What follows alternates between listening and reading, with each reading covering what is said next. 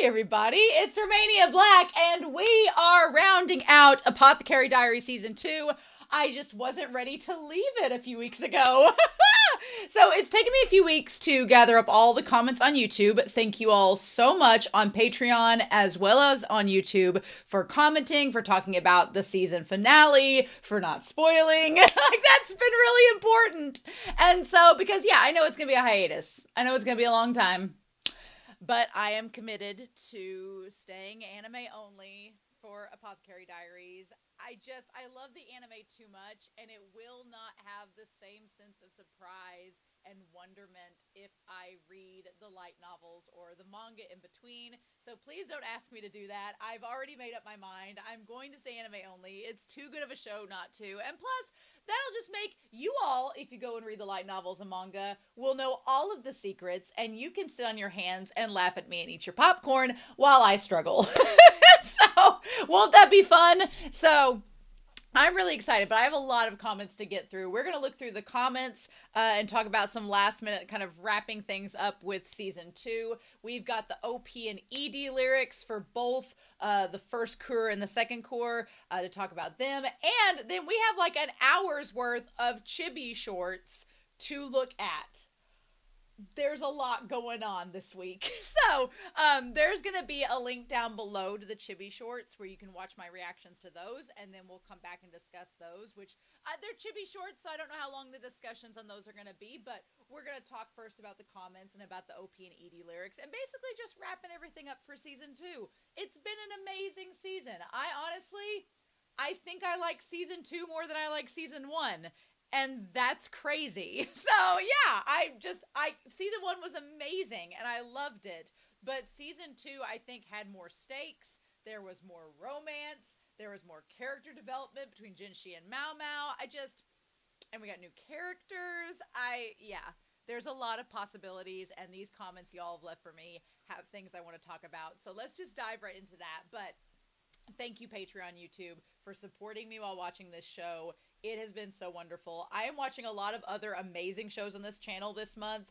The lineup is stacked insanely. So go watch my August update video, see what I'm watching this month, and hopefully there's a show there that you want to tune into, and we can talk about it together, because that's fun. So let's get into these comments.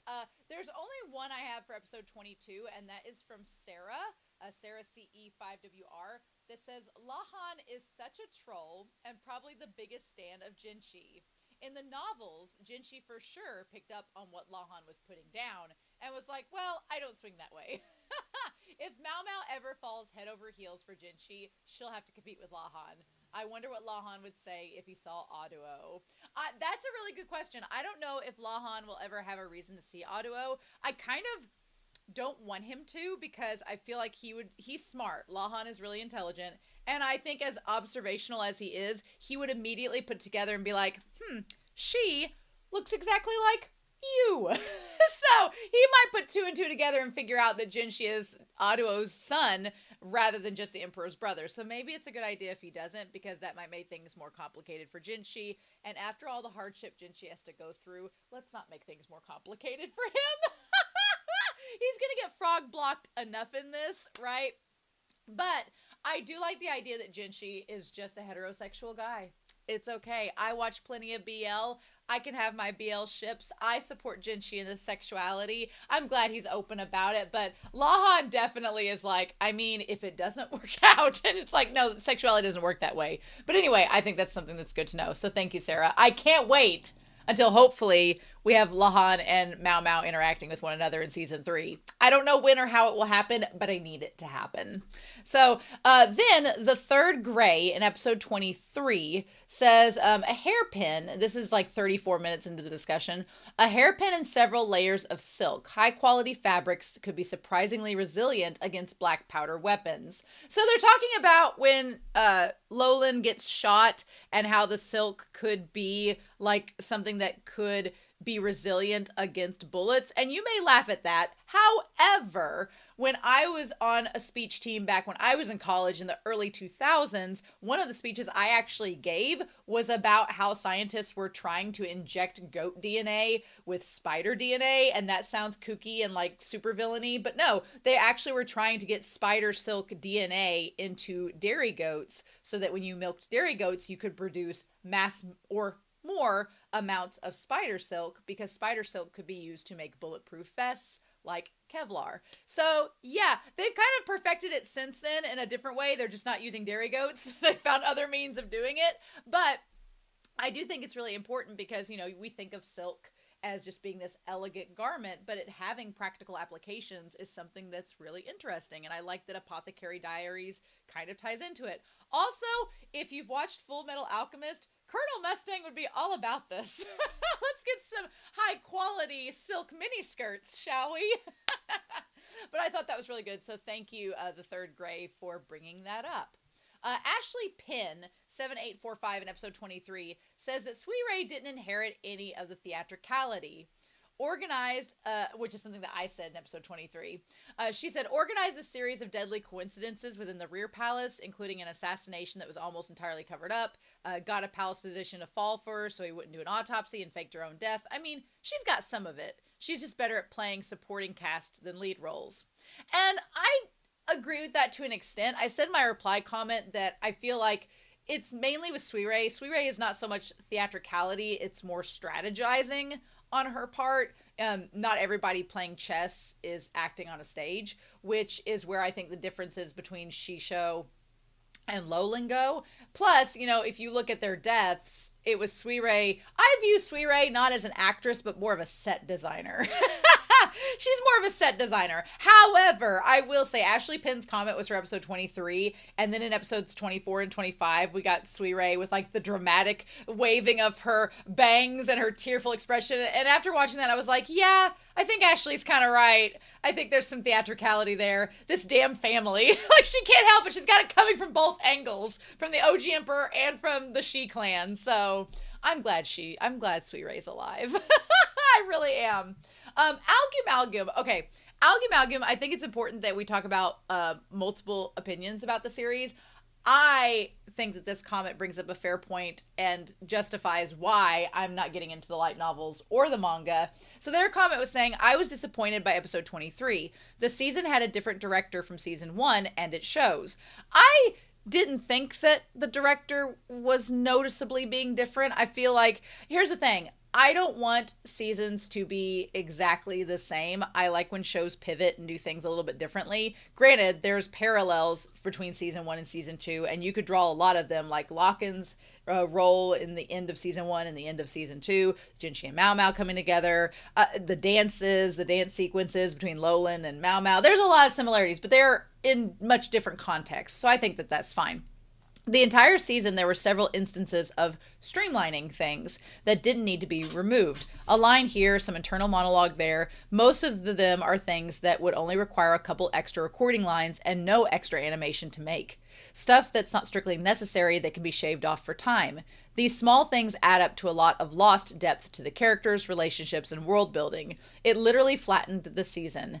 And then this episode goes into a very extended Lowland dance scene and spends lots of screen time and animation on something that I didn't feel needed it. It went on for too long. You can make the parallel without all the extra time. Now, I will very much agree with you with that, Algum. I think that especially after we find out that Shisui lives through it all, you didn't need the dance scene to be that long. And maybe they were trying to fake us out as the audience by making it seem like it was her last moments. In hindsight, once you figure out she's alive, it's like, was that necessary? No. So I do agree with you there. However, I don't know if Algum has watched this series. I don't know if you all have watched this series. You should watch this series while you're taking a break from Apothecary Diaries. But there's a series on my channel that's Natsume's Book of Friends that I've been reacting to. I'm like 6 seasons in. It's amazing. But it has this like low chill vibe. But at the end of the seasons, I'm reading the manga and catching up because the seasons are like 11, 12 episodes. So I've been catching up with each season with the manga as I go because there is stuff moved around and left out. And the last couple of seasons of that show, some things from like this season in the manga won't appear until 2 seasons later,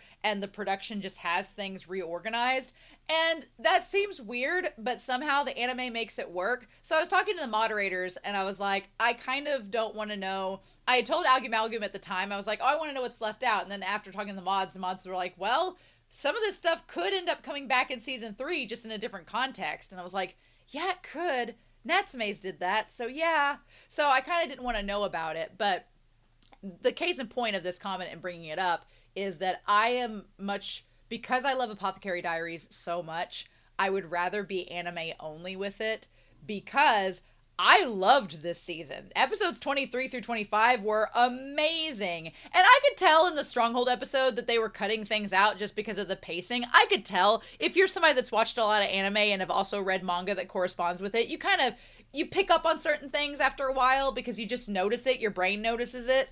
And so I was like, something seems like it's being left out. And so I'm sure it was. But I enjoyed those episodes so much. And I feel like if I was a light novel reader or a manga reader, then I would go into the anime and be disappointed, and you all don't want to hear me be disappointed. So you know what? Sometimes ignorance is bliss, and then I can always go back and check out the light novels and the manga later and find out what I missed and get a much deeper, better appreciation of it. So I don't know. I do feel for people who are light novel readers and manga people, because if that were me, I would be mad that they weren't adapting certain scenes or certain things. That would piss me off. So it's kind of like, what can you do?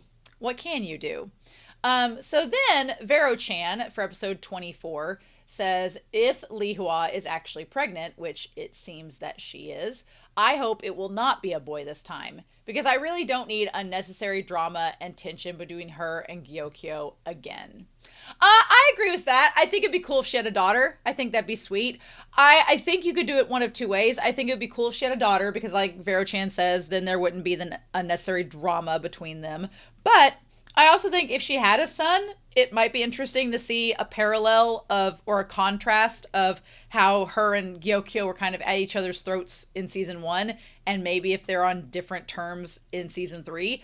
That might be interesting. That could be kind of cool, because going into season 1, I thought that most of this series was going to be Lihua versus Gyokyo for who could be Empress. I thought we were going to spend so much time on that. And that doesn't seem to be the case. So, or at least not right now. So it would be interesting to see what they would do with that storyline in the future. So I don't know. But I think as long as Lihua has a healthy baby, that's all I care about at this point. So then we have Beatriz Oliveira, 9344, says for episode 24, if the hairpin finds its way back to Mao Mao and Suirei one day, it's the perfect closure for this plot. After all, when Mao Mao gave it to Lowland, she said that she would sell it. So Mao Mao getting it back would be proof that she survived, and then Mao Mao and Suirei could just imagine she's living happily ever after somewhere. I've softened my opinions about Shisui's death to the just acceptance phase of the 5 stages of grief, and I agree. I do think, going back and rewatching the episode, there was that said, so that if Mao Mao gets the hairpin back through a trader, she'll be like, oh, okay, Suirei, Shisui sold this back. Now we both know that she's alive somewhere, and it's great. But Beatriz also asks, however, or adds, however, to me, Lowland cannot be allowed back into the story without spitting in the face of the end of this arc. Surviving is one thing, but frolicking about the country with no consequences, that I would not swallow. She's alive, she has a chance to be herself and live the life she wants, but she better be gone forever or I'm gonna get annoyed. And that's kind of where I am too, Beatrice. I'm in the same boat. I've accepted that she lived. I've come to terms with it. I'm like, okay, you've had your symbolic little tie it with a bow, put the cherry on top moment. If the pin gets back to Mao Mao and Suirei, they can both commiserate together and be like, our friend is safe, our sister is safe, la-di-da. But if she comes back into this story, it will put a just massive, it'll spit on that scene.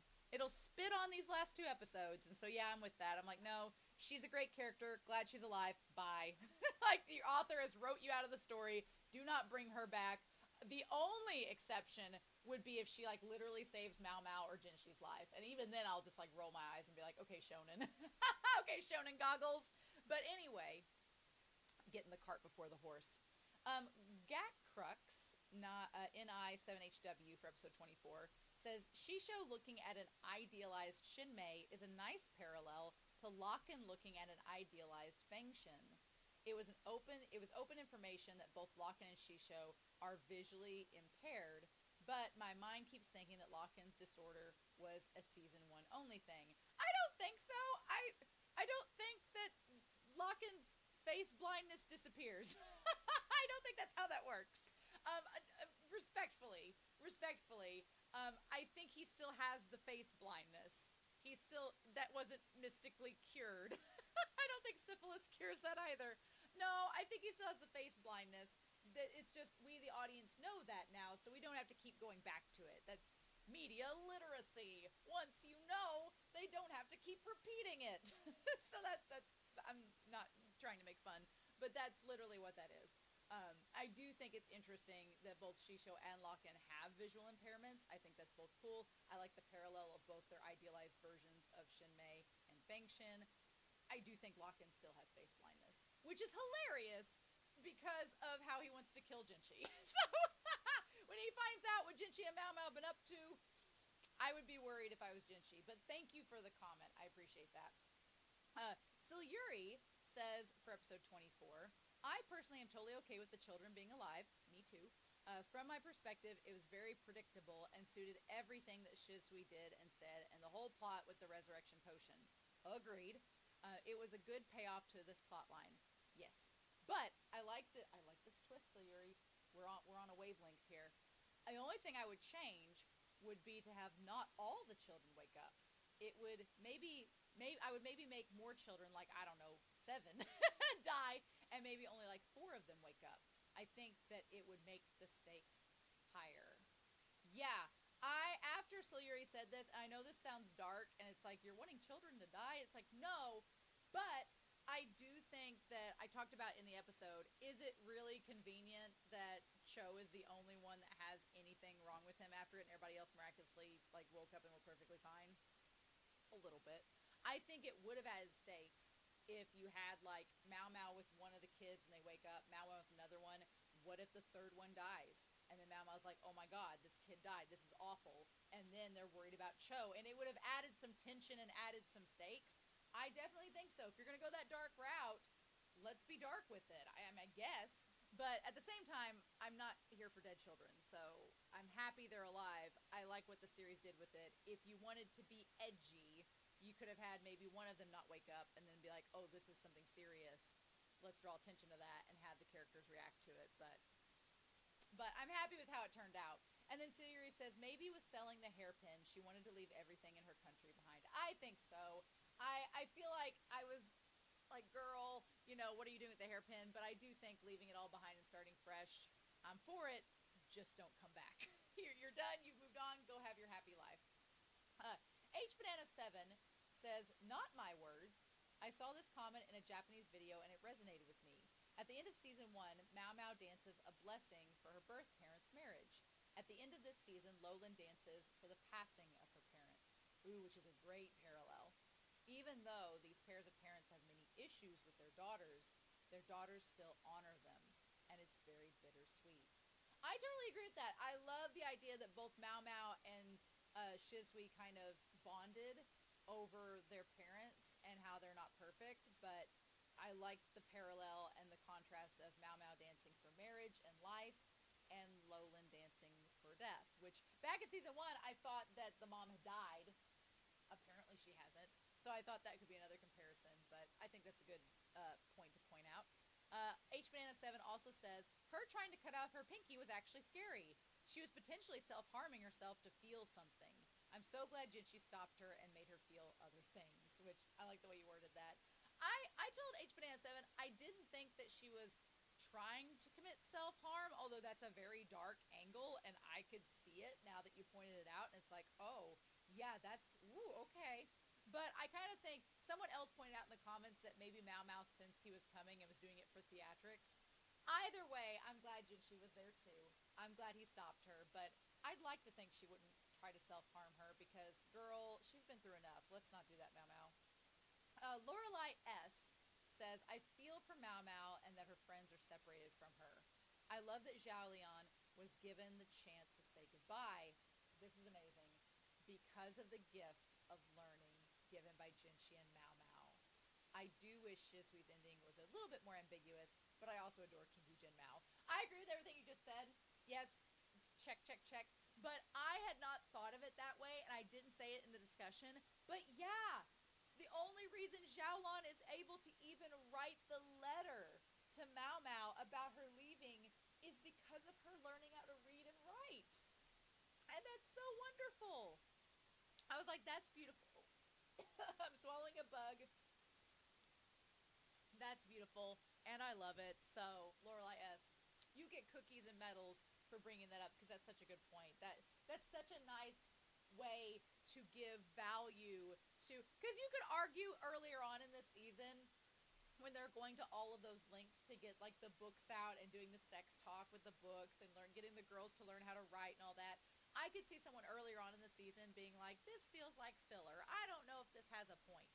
And then it does have a point, because it all comes back with Xiaolon writing the letter to Mao Mao, so she knows she's okay and moving on and she's happy. And it's done in a way that doesn't have callback and payoff written in big neon letters. It's just subtle. It's not, the attention's not called to it. There wasn't like a montage of Mao Mao teaching her how to read that comes out and write that comes back to this. It just happens. And when you catch stuff like that, you feel smart, because you are. So yes, good job. Awesome job, Lorelai. I'm glad you brought that up. Cool Ice Princess says for episode 24, I like to note how when Mao Mao caressed Jinshi's re-stitched cheek, she uses the word kire, which the subs translate as clean. And it's not incorrect, but that word also means beautiful and pretty. Now, whether Mao Mao finds the stitches or the scar itself clean or beautiful, that is up to our interpretation. I love it! I love that, yes. I love that, and honestly, I would like to interpret it as Mao Mao thinking it's beautiful and pretty, because if we know Mao Mao, Mao Mao, you know, she's safe, she disinfects, she gets her area clean so that infection and disease doesn't spread. But Mao Mao ain't a clean girl. She's getting down and dirty. She's getting into poisons, in the mud, getting fungi. Girl does not care about getting dirty, and she kind of likes it. So I think the idea that she thinks his scar, which is like, you know, an imperfection, is beautiful, fits her character to a T. So, mwah, love that. That's awesome. Thank you, Cool Ice Princess. And then my last comment that I have with you all is from Be Happy, who is our moderator for this series. So thank you, Be Happy. Be Happy had to go through a lot of comments for season 1 and season 2, and they did it without complaining at all, and always being on time, and always being great. So thank you, Be Happy. You're amazing. I'm so glad you're the moderator. Hopefully you're up for moderating season 3. Hopefully. But they said, they pointed this out many times as it's under research and experimentation. So in my opinion, Lolan didn't want to give Mao Mao a hope with the resurrection medicine that everything will eventually lead to nothing in case the kids did in fact die. Mao Mao would have felt guilty and blamed herself for not being good enough to help them. Whereas this way, it was better for her, and in my eyes, Lolan protected Mao Mao until the end. Yeah, because I wondered why, one of the things I brought up in episode 24 was why Mao Mao didn't get told about the resurrection medicine by Lolan, especially when they were alone. But Be Happy's point makes a lot of sense, that Lolan didn't want Mao Mao to feel guilty if it didn't work, or that it was her fault that it didn't work, so it was better to just not say anything and let Mao Mao come to that conclusion after the fact. So, I thought that was really good. So thank you so much. Now, an anonymous patron has sent me the specials, along with Father Doug over on Patreon. This anonymous patron did not want to be named, but thank you for your kindness for sending me a compilation of all of the shorts that were cut together, which will be in the link down below. And then Father Doug found the extra specials that came with the episodes that were off, the weeks that they were off, and we had like the voice actor specials, which still haven't been translated, so if I get translations of those, I would eventually like to react to them, but in any case, Father Doug went out and found the specials and compiled them together, so we'll watch those after we watch the ones for episodes 1 through 24, which is exciting. But before we get to that, thank you all so much. I know I talked forever. I talked for like 25 minutes about the comments, but I do want to talk about the OP and ED lyrics because they need to be brought up in this. So I wanted to talk about the two OPs first. The first OP is Lilas Ikuda, which I translated into English from the Genius website. And just going through there, I feel like the first OP is kind of similar to the first OP in season 1. It's beautiful. I loved the colors. I loved all of the imagery. But as far as the lyrics go, they're pretty not anything crazy. Like there's one line that says, your impossible challenges, I'll leave you speechless with the most unexpected answers. Beyond where I've come from, a brand new scene awaits. Like your standard OP fare of there's going to be an adventure. Are you ready? So yeah, I thought the first OP was fine. I liked the first OP a lot. I don't think the lyrics or anything that like blow me away, but they're good. I don't mind them at all. The second OP is the second OP, and I'm gonna mute this maybe if it'll let me, is ambivalent lyrics. Is cursor, Uru's ambivalent lyrics. Cursia, no, yep, the second opening. So it's ambivalent. Okay. I said ambivalent lyrics. It's the lyrics to the song Ambivalent. This one, which is the second OP, which I could not listen to for the longest time because of spoilers, is a lot more detailed. And I thought that was nice. So these are always you are fearless, like a cat absorbed in what it loves. Okay, that's Mau Mau to a T. The reason you feel dazzling is because I was looking at you. A circuit of stimulating thought that draws me in. So someone is looking at Mau Mau and appreciating Mau Mau and feeling attracted to Mau Mau. It says, blue, blue, I'm still not reflected in those eyes. So whoever is talking about Mau Mau does not feel that their feelings are unrequited. They're not getting reciprocated. You're the same as always today. Swaying, swaying, these feelings remain somewhere. Now I'm just looking at your profile here. Pretending to know both the sour and sweet in the days constrained to a mold. I love that line. The days constrained to a mold, like it's stagnant and festering. Love that line. In this familiar scenery, it feels like a new wind is blowing. That stimulating presence draws me in. And then blue, blue, I'm still not reflected in those eyes. Although you are so close, and I gotta go back and get the English back. Although you are so close, the distance between us that won't mix only hurts me, and now I'm looking at your profile here. When stumbling on something, I wonder what you would do. I sometimes think, let's try a little more. It's strange. I feel that way. I'm aware of it. And then we repeat the blue line. I want you to always be smiling, to be excited about what you love. Yes, always. I surely like you just the way you are. Now, who is the person singing this song, and who are they singing it to? Well, they're singing it to Mau Mau, and they love Mau Mau. And on the surface, you may think, well, this is about Jinshi, because a lot of the OP and EDs in season 1 especially were about Jinshi and his perspective. I think this is Lolan.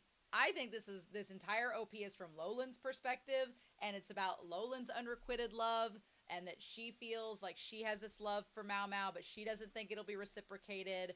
I think that's what this is about. And she's kind of like at the end saying, I'm going to have to go and leave you, but I'm going to keep a smile on my face and try to do my best because that's what you would do.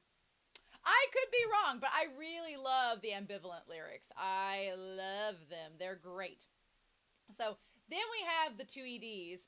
The first ED is Shiawase no Recipe, is the first ED by Dai Harai.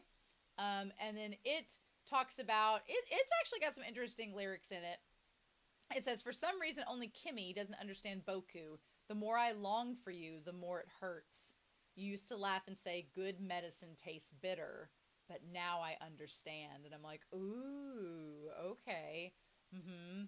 These are days I wish the bad dreams would end. And I'm going to go back. And it says, things I can't tell anymore. The misbuttoned shirt and that night, maybe they're all part of the recipe for happiness. For example, if Boku wasn't me, if Kimi wasn't you, why? But every single memory calls out to Kimi. The days I locked away, the heart I chained, are melting away like magic. There are many Kimis, and in the end, I still love this world.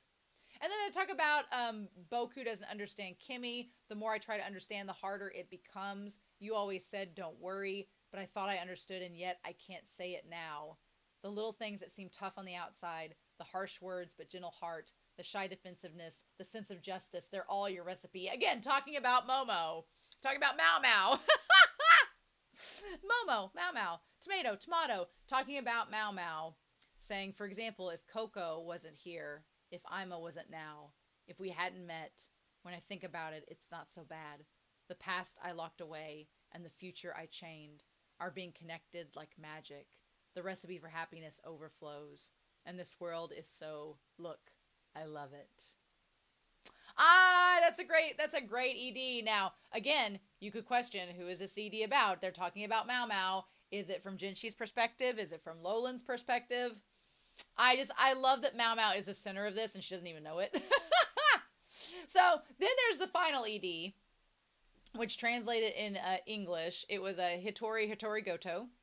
Translated in English says, at our usual place again this year, the flowers you love have bloomed. Side by side we listen closely. Even the insects have begun to sing. Well, you know, you always leaned in, picking up even my smallest voice. Though the address remains the same, where do my fading's words go? Just a simple reply is enough, let me hear you. I want to see your gentle nod and smiling face. No matter what I say, without you, they're nothing but murmurs to myself. If only I'd noticed the feelings you hid that day, would we still be in our world of two? Even though your smile, my cure-all, is gone. Life goes on, breath by breath. The wounds will never fully heal, but I'll let memories scab over. What was this?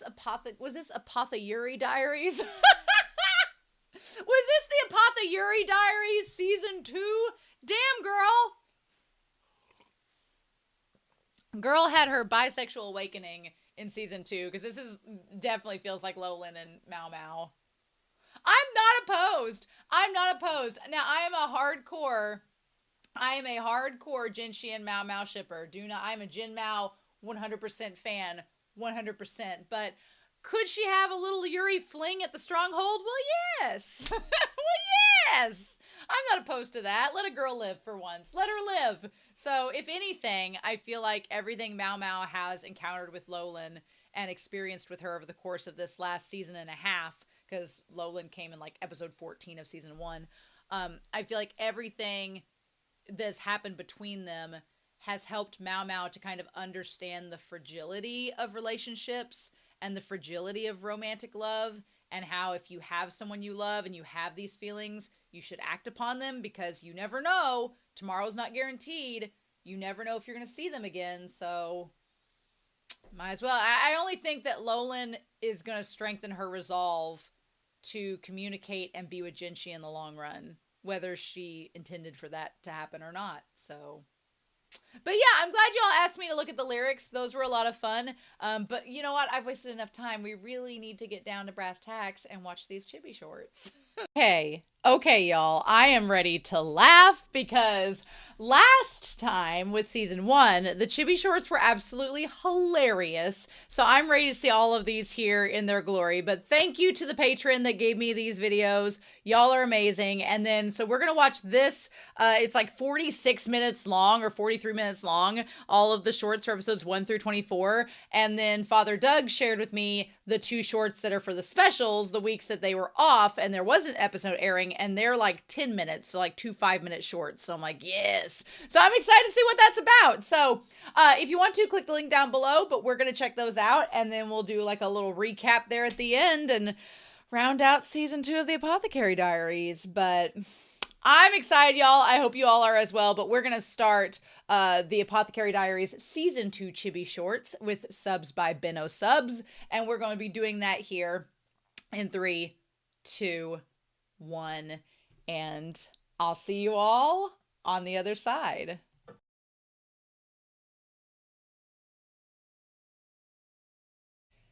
Okay, those were adorable. I really loved those. Top 3 or 4 things to come out of those shorts, because the Universal Studios one was really cute. I liked the idea of poor Jinshi trying to go on a date with Mao Mao and just didn't work. Which, you know what, Jinshi, I am right there with Jinshi. He's trying so hard, and I appreciate that about Jinshi. And I love that Jinshi's so patient because Mao Mao is just an aromantic girl that's just not into romance or any kind of courtship, and Jinshi's so patient about it. I love it. So top 5 things to come from these shorts. One is Gao Shun being just as worried about Jinshi about Mao Mao and trying to calm him down. That was so precious of Gao Shun just getting all worked up too and being like, we have to remain calm, sir. Like, that warmed my heart. I was like, that's so adorable. Love it to pieces. Yes, please. Number 4 would definitely be like Xiaolon having a thing for older men.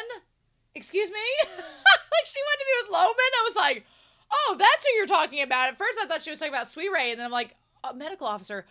She's talking about Loman. And Mao Mao's like, oh my god, was this an old man yaoi? Like, girl, no. I like that Mao Mao didn't instantly, like, dissuade Xiaolon and say that she was wrong for liking Loman, but girl, I feel like we learned something about Xiaolon today. 3 is Mao Mao saying that I guess the perfect eunuch has evolved into the pervert prince. The fact that she acknowledges that Jinshi is the prince now and is like, oh my god. And he's like, well, I'm not going to wear any more masks because I'm just going to be myself. Absolutely. And she's like, oh my god. It's just a genuine and honest relationship between the two of us. And she's like, no, oh god, no. And I love what that says because that basically is saying that Mao Mao is not ready to be comfortable with herself in this relationship. Jinshi's there. Jinshi's ready to sign the nuptials, the marriage certificate. He's ready to go through with it. But Mao Mao's like, I am not. Mao Mao just now was able to cry for the first time openly about a friend. She is not ready to be in a full-blown mushy-gushy relationship with Jinshi. She's like, nope, that involves things that we can't think about yet. So that was super cute. Number 2 is that Mao Mao for the longest time thought that she was shipping Jinshi and BL relationships with everybody in this series. And Gao Shun's like, we need to get this out of the way and establish that Jinshi is not remotely interested in men, which is, you know, glad we finally got that through. Glad that was taken care of. Gao Shun's a saint, but girl. And I feel like she was shipping him with other men. I don't know if that is a sign that Mao Mao was somewhat, you know, jealous of the idea of Jinshi with other women. I mean, that's never come across in the series at all, and maybe Mao Mao wouldn't be jealous, but I could see her shipping him with men so that, you know, she didn't have to deal with the concept of him being with other women. So I don't know. That might come up in future seasons. Jinshi's, you know, we've established that she knows he's not the crown prince, but he is the brother of the emperor. So I wonder if that's going to come out. If he's going to be, like, proposed. Here's my thing. I was wondering if they would try to set him up with other women to marry, but everybody in that royal family knows that he likes Mao Mao, and Mao Mao's Locken's daughter, so she's got a nobility stake in there somewhere. So I don't know if they'll go that route. We don't know what happened with the envoys, so I guess maybe we'll find that out season 3. Who knows? And then just getting the relationship possibilities between Sui Rei and Mao Mao.